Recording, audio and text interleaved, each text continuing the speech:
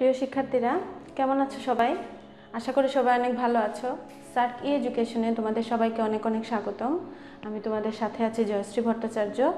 আজ আমি দ্বিতীয় শ্রেণীর ইংলিশ পড়াবো। দেখো লেসন 15 থেকে পেজ 31 অ্যাক্টিভ ইংলিশ বইয়ের। তো সবাই অ্যাক্টিভ ইংলিশ বইটা বের করো এবং পেজ 15 থেকে লেসন 15 থেকে পেজ 31-এ দেখো যা যা আছে আমি এই ইম্পর্টেন্ট তোমাদের জন্য এখানে বোর্ডে লিখে ফেলেছি। এখন আমি শুধু তোমাদের সাথে আলোচনা করব, তোমরা এটার সাথে সাথে সবাই খাতায় লিখে ফেলবা এবং শেখার চেষ্টা করবা। তো প্রথমে দেখো ওয়ার্ড মিনিং। ওয়ার্ড মিনিং আছে ফাস্ট। ওয়ার্ড মিনিং হচ্ছে ফাস্ট, FEST, ফাস্ট। ফাস্ট কথাটার অর্থ হচ্ছে দ্রুত। ফাস্ট মানে হচ্ছে দ্রুত, মানে খুব তাড়াতাড়ি বোঝায়, যেটা দ্রুত মানে হচ্ছে তাড়াতাড়ি। তো ফাস্ট হচ্ছে দ্রুত। আর হচ্ছে পলাইটলি।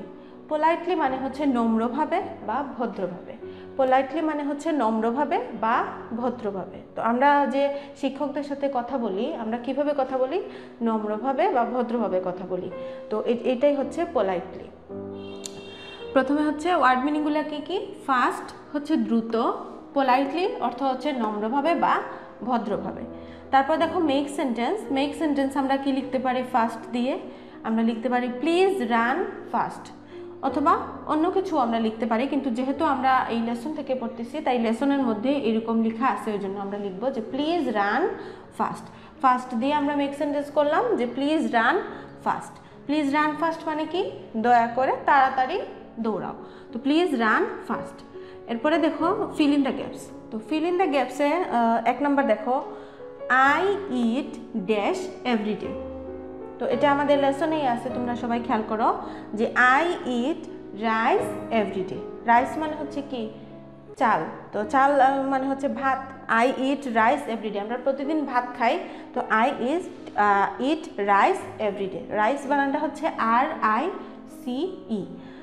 তারপরে 2 নম্বর দেখো প্লিজ ড্যাশ ফাস্ট। তো আমরা একটু আগে পড়লাম একটা মেক সেন্টেন্স যে প্লিজ রান ফাস্ট। এখানে রানের জায়গায় কি দেয়া থাকবে? গ্যাপ দেয়া থাকবে। আমরা লিখব প্লিজ রান ফাস্ট। যদি ফাস্টের জায়গায় গ্যাপ থাকে, আমরা এটা যদি এই লাইনটা আমরা শিখে ফেলি মেক সেন্টেন্সের সময়, তাহলে আমাদের এটা যে কোনোভাবে ফিল ইন দ্য গ্যাপস আসুক না কেন আমরা এটা আনসার করতে পারবো। তো এখানে আনসারটা হবে প্লিজ রান ফাস্ট। তো আনসারটা হবে রান। রান বানান হচ্ছে RUN, রান। তারপরে দেখো ট্রান্সলেশন। ট্রান্সলেশনে বাংলা দেয়া থাকবে, তোমাদের ইংরেজিটা লিখতে হবে। তাই ইংরেজি বানানগুলো খুব ভালোভাবে শিখতে হবে, না হলে তোমরা ইংরেজি লেখার সময় বানানে ভুল করবা এবং বানানের জন্য কিন্তু তোমাদের মার্ক কাটা যেতে পারে। তো 1 নম্বর প্রশ্নটা হচ্ছে সে ভদ্রভাবে কথা বলে। তো এখানে ভদ্রভাবে বা নম্রভাবে যে কোনোটাই থাকতে পারে। সে ভদ্রভাবে কথা বলে। তো ভদ্রভাবে বা নম্রভাবে অর্থ হচ্ছে পোলাইটলি। আমরা ইংরেজি অর্থটা পড়েছিলাম পোলাইটলি। তো আমরা কি লিখব? She speaks politely. She speaks politely. সে নম্রভাবে বা ভদ্রভাবে কথা বলে। সে ভদ্রভাবে কথা বলে আমরা লিখব কি? She speaks politely. এখানে কেন শি হলো, হি হলো না? কারণ হচ্ছে আমাদের অধ্যায়ে দেয়া আছে রানীর কথা। রানী একটা মেয়ে, তাই এখানে শি লেখা, শি স্পিক্স পোলাইটলি। তোমরা অধ্যায়ে দেখতে পারবা এই লাইনটা লেখা আছে। সে ভদ্রভাবে কথা বলে। কার কথা বোঝানো হয়েছে? এখানে রানীর কথা, তাই এখানে লেখা হচ্ছে শি স্পিক্স পোলাইটলি।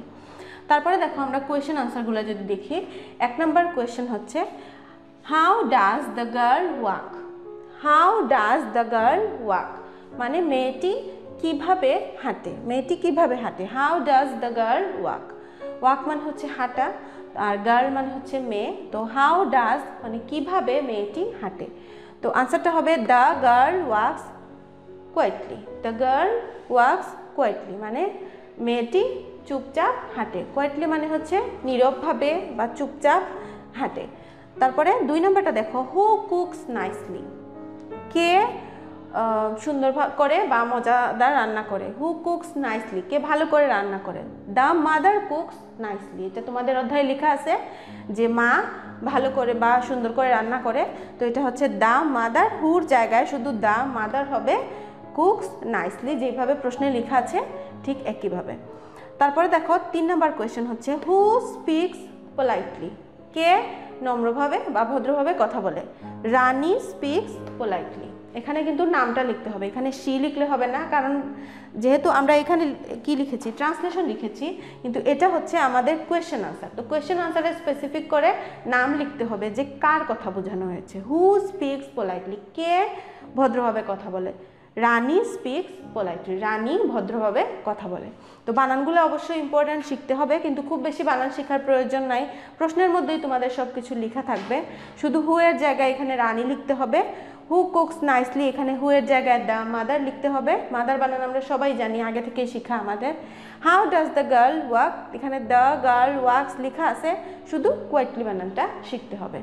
তো আশা করি তোমরা লেসন 15-এর পেজ 31 থেকে যে word meaning, make sentence, fill in the gaps, translation এবং কোয়েশ্চেন আনসার, খুব বেশি না কিন্তু, এগুলা তোমরা সবাই খুব বেশি বেশি করে বাসায় প্র্যাকটিস করবা এবং লেখার চেষ্টা করবা। লিখলে অবশ্যই হাতের লেখা সুন্দর হবে। এবং এই অধ্যায়ে লেসন 15-এর পেজ 31-এ যা যা লেখা আছে, ছবি সহ দেখবা লেখা আছে, সবগুলো ভালোভাবে পড়বা। নিচে দেখবা ওয়ার্ড মিনিং লেখা আছে, এগুলো পড়বা, তাহলে তোমরা এগুলা প্রশ্ন উত্তরগুলো লিখতে তোমাদের কিন্তু কোনো অসুবিধা হবে না।